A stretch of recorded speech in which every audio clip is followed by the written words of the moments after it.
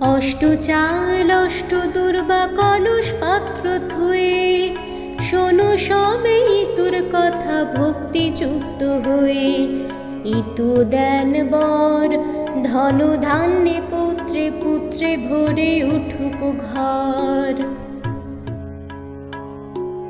এক গ্রামে ছিল এক ব্রাহ্মণী ব্রাহ্মণ, বহু কষ্টে ভিক্ষা করে কাটাতো জীবন।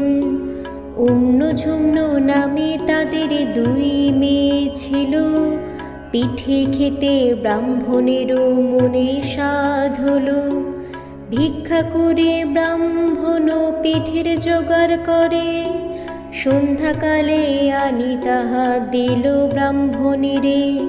রাত্রিতে ব্রাহ্মণী পিঠে করিতে লাগিল, দেহ পার্শ্বে বসিবা